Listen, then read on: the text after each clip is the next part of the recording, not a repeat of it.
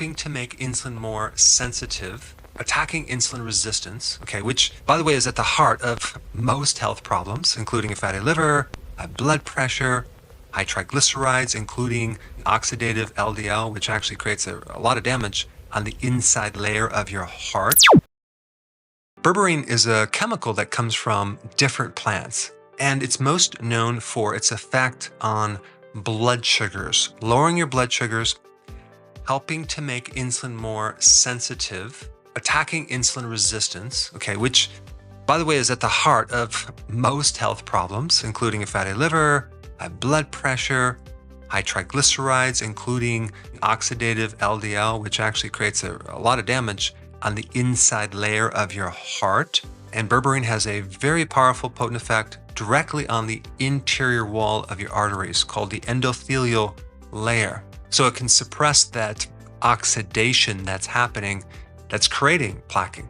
So it actually helps shrink plaquing.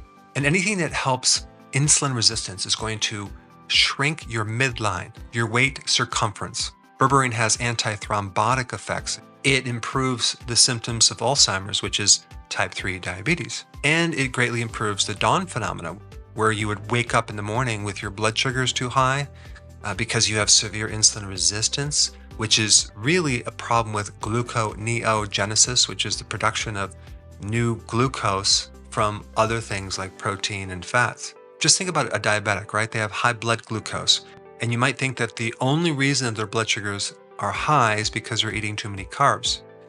But that's not 100% true. One big reason why their blood sugar is high is because their liver is making a lot of new sugar. It's called gluconeogenesis because their insulin resistance is so bad. And this is why berberine is equivalent to metformin, okay, the main medication they use in type 2 diabetes, but without the toxic effects. Now let's get into some other things that berberine can do. It can activate vitamin D conversion to the active form. When you take vitamin D, or you're converting sunlight in your skin level, or you're converting your own vitamin D from the sun, it has to be converted to the active form. Well, guess what? Berberine helps that conversion. Berberine helps prevent cardiac muscle fibrosis from occurring after a heart attack or any type of damage involving a lack of oxygen called ischemia. So it's very protective against the cardiac muscles from getting this scar tissue. Berberine is also neuroprotective. If there is toxicity in the neurons, berberine can help protect the neurons. Berberine has a really fascinating effect with neurotransmitters too. I'm talking about dopamine, talking about serotonin, noradrenaline in the hippocampus. So it has a direct improvement on your mood, increasing your mood from depression or anxiety to a normal mood.